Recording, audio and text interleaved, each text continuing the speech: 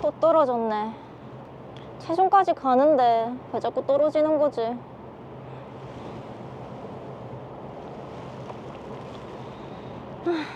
이번 달 월세도 내야 되는데. 아리야, 니 어디 면접 보고 왔나? 응. 근데 표정 보니까 또 죽 썼나 보네.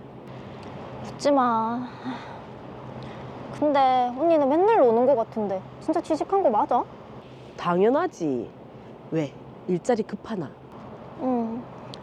이번 달 월세에 내야 할 공과금도 수두룩하고 학자금 대출도 갚아야 되는데 어디 좋은 일자리 없나? 이거 니한테만 알려주는 건데.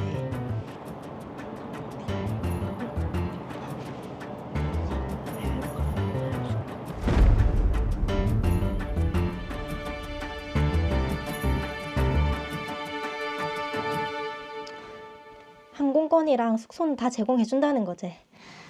이 영지 언니는 이 좋은 일자리를 왜 이제 소개시켜주는 거고. 어쨌든 가서 통역만 좀 하면 된다고 하니까 바짝 벌어서 들어와야 되겠다. 해외 취업인가요? 그렇게 저는 캄보디아로 떠났습니다. 그런데 어머, 왜 이러시는데요? 여기 오면 돈 많이 벌 수 있다고 들었지? 네, 통역만 하면 된다고. 그래, 통역. 일단 여권이랑 핸드폰 내놓고. 그거는 왜? 무슨 말이 많노? 네가 일도 안 하고 돈만 받고 튀면 안 되니까 일단 여권이랑 핸드폰 내놔라. 분위기 이상한데요?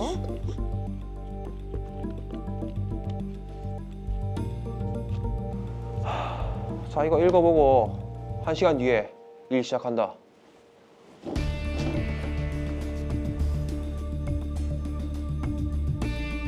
이게 뭐지? 무슨 시나리오인가?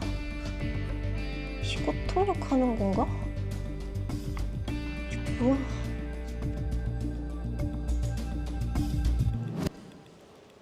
야, 부산 3호 시작해라.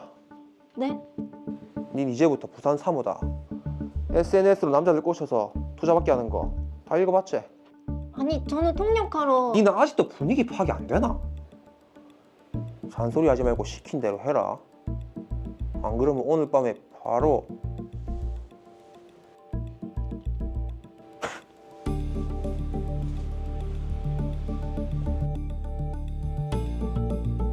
저는 시키는 대로 불특정 다수의 사람들과 대화하며 이성적 호감을 쌓았습니다. 이제야 좀 넘어오는 것 같네. 여기 캄보디아 쇼핑몰에 투자하면 돈 좀 벌 수 있다고 하면서 투자 좀 받아라. 오늘은 한 5천만 받으면 되겠네. 5천이요? 왜, 너무 작나? 아니요, 금액이 너무 커서. 오늘은 시작이니까 이 정도고 일주일 뒤엔 1억 땡겨야지. 예. 니 오늘 할당량 못 채우면 알지? 제가 어떻게. 그건 네 사정이고 네 여권이랑 휴대폰 다 내한테 있는 거 알지? 네 신용불량자의 사기꾼 만드는 거 일도 아니니까 잘 좀 해라. 어? 저 진짜 한국 가고 싶어요. 엄마도 기다리시고. 여길 나가시겠다. 그럼 1억만 내라. 아니, 제가 그렇게 큰 돈이 어딨어요. 그럼 일을 해야지. 계속 찡찡거리면 쥐도 새도 모르게 없애줄 테니까 빨리 시작해. 빨리 하라고! 빠져나갈 수도 없고 일을 어쩝니까? 큰일 났네요.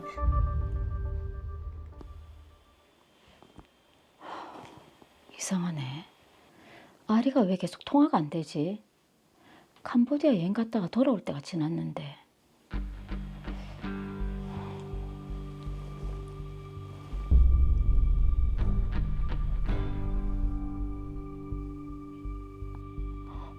어머, 설마 우리 아리도? 여보세요?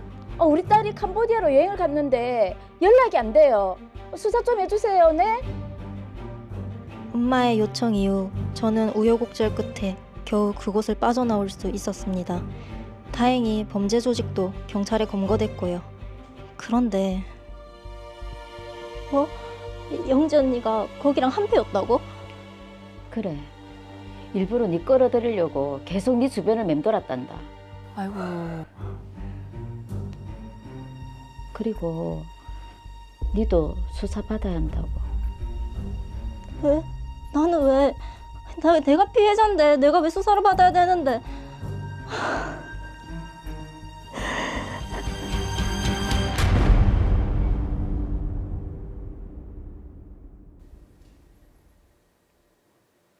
네, 아리 씨가 여러모로 뭐 정신적인 충격이 정말 이만저만이 아닐 것 같습니다.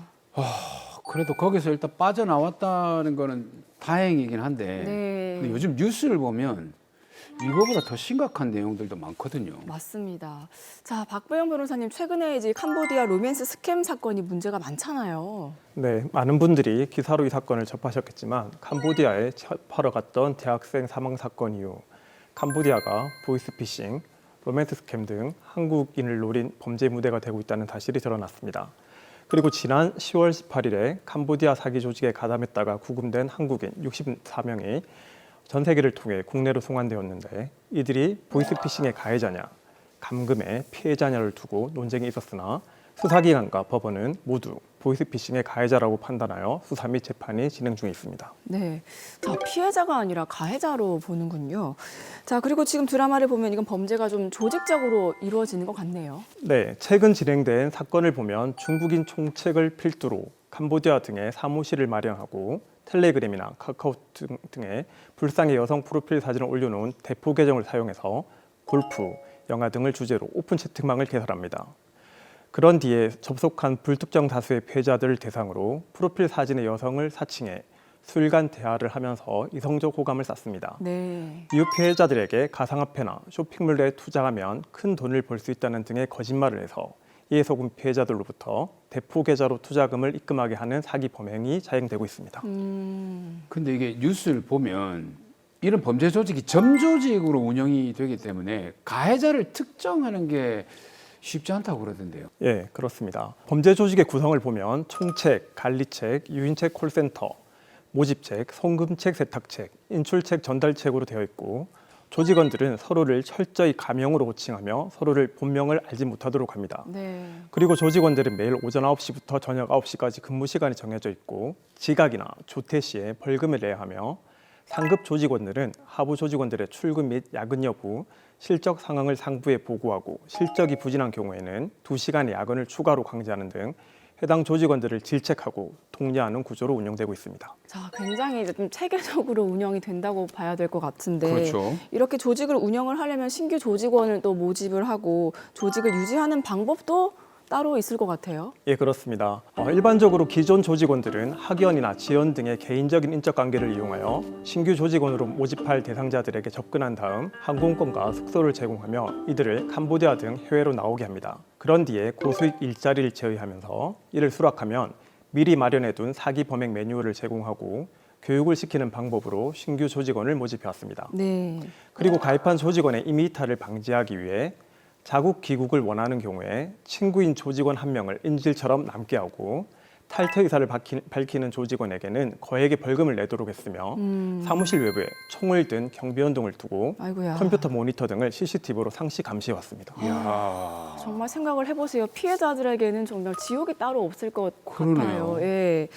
자, 지금 피해자 아리 씨를 위해서라도 이 범죄 조직에 대한 처벌 좀 강력하게 이루어져야 될 것 같습니다. 네, 수사기관과 법원은 이러한 로맨스 스캠 사기 범행에 대해 범죄단체 가입 및 활동, 전기통신금융 사기 피해 방지 및 피해 환급에 관한 특별법 위반, 사기, 범죄 수익 은닉 규제 및 처벌 등에 관한 법률 위반 등 최소 5가지의 제명으로 기소하여 처벌하고 있고 범죄 조직에서의 역할, 가담 기간, 범죄 수익, 피해자 수, 피해금 등을 고려해서 중형을 선고하고 있습니다. 일단 중형이 선고되는데 드라마에서 보면 이영지 씨 같은 경우는 모집책이고요. 김범호 씨 같은 경우는 관리책으로 보이는데 이들은 처벌 수위가 어떻게 될까요? 네, 이영지 씨는 지인 등을 모집하여 캄보디아에 보내는 모집책 일명 에이전시 역할을 했고요. 김범호 씨는 캄보디아 현지에서 한국인 조직원들을 관리하는 관리책 역할을 했습니다. 두 사람 모두 앞에서 언급한 5가지 제명의 경화법으로 가중처벌될 수 있는데 범행 기간, 수익, 정가 등을 고려해야 하지만 이영지 씨는 최소 2년 이상의 징역,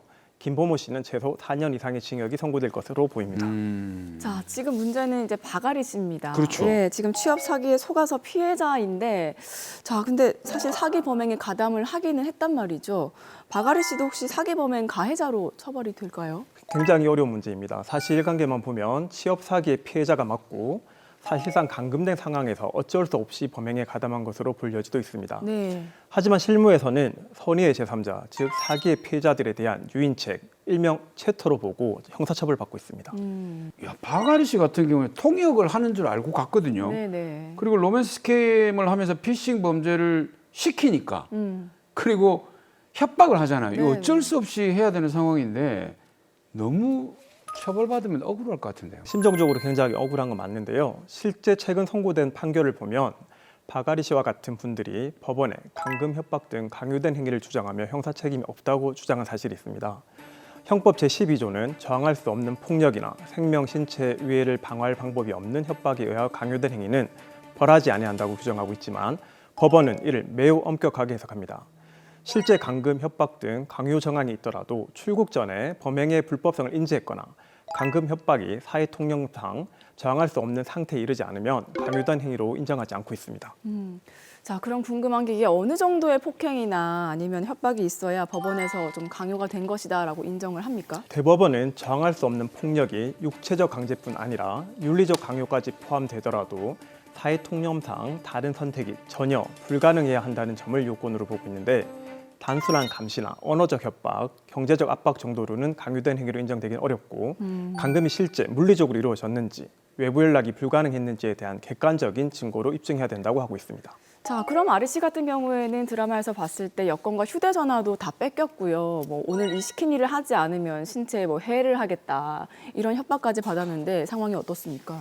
상황적으로 보면 그렇게 볼 수 있지만 결국 법원은 증거로 판단할 수밖에 없습니다. 네. 로맨스 스캠의 피해자들이 발생했고요. 피해자들의 금융거래 이체 내역, 로맨스 스캠 대화 내역 등 객관적 자료는 충분히 존재하고 있습니다. 반면에 바가리 씨가 김보모 씨 등으로부터 협박을 당한 정황에 대한 것은 바가리 씨의 진술 외에 객관적 증거가 없기 때문에 유인책으로서의 형사처벌을 면하기는 어렵다고 보입니다. 야, 진짜 우리가 이제 드라마로 봐서는 진짜 확실히 억울하다라는 네. 건데 객관적으로 뒷받침할 증거가 없으면 안 된다는 거거든요. 그러면 바가리 씨는 법원을 설득하기 위해서 어떻게 해야 될까요? 네, 이 부분이 사실 굉장히 중요한데요. 실무적으로 일단 바가리 씨는 수사 단계에서 이영지 씨에게 속아 캄보디아에 통역 일을 하러 간 정황을 상세히 얘기하고 캄보디아에 도착하자마자 여권과 휴대전화를 빼앗겨서 외부와 연락할 수 없었던 정황을 말하고 김보모 씨 등 범죄 조직에게 위협을 당해 범행에 가담하게 된 경위 등을 최대한 상세히 진술하고 감금 당시의 피해 사진이나 함께 있었던 사람들의 진술을 확보하는 등 강요된 행위임을 주장해 보아야 합니다. 네. 그런데 만약 수사기관에서 관련 증거를 모두 검토하고도 사기 피해자들의 피해 증거를 참작해서 혐의를 인정해 기소하게 된다면 재판 단계에서는 확정적 고의가 아닌 미필적 고의에 의한 소극적 가담인 점을 강조해서 정범이 아닌 방조범임을 주장해야 합니다. 그리고 피해자들과 최대한 합의를 해서 집행유예를 받을 수 있도록 재판을 진행하는 것이 현실적인 방법입니다. 자, 그렇게 된다고 해도 아리 씨 입장에서는 또 굉장히 억울한 상황이 될 것 같네요. 예, 그렇습니다. 예. 하지만 바가리 씨의 로맨스 스캠 유인책으로서의 역할로 인해서 실제 선의의 제3자가 사기의 피해를 당했기 때문에 그 점에 대해서는 형사 책임을 져야 한다는 것이 법원의 명백한 입장입니다. 네. 이때 강요된 행위로 인정되지 않아 형사처벌을 받아야 하더라도 이영지 씨에게 속아 취업 사기를 당하고 김보모 씨에게 협박을 당한 가담 동기나 역할 수행 경위 등을 유리한 양형 사유로 주장해서 정상 참작 사유가 될 수 있도록 주장할 필요는 있습니다. 자, 이 사건 정리해 보겠습니다. 마지막으로 시청자분들께 한마디 남겨주시죠. 캄보디아 범죄와 관련해 많은 보도가 나간 이후에도 SNS에는 여전히 해외 고수익 아르바이트 구인 광고가 넘쳐납니다. 경제적 절박함에 쉽게 돈을 벌 수 있다고 생각하고 범죄에 연루되는 순간 당신의 인생은 나락으로 떨어지고 본인뿐 아니라 가족 모두가 사기 피해자들로부터 감당할 수 없는 민사소송, 형사고소 등을 당하게 되어 극복할 수 없는 정신적, 경제적 어려움에 처하게 된다는 점을 반드시 명심하시고 절대 가담하시지 마시기 바랍니다.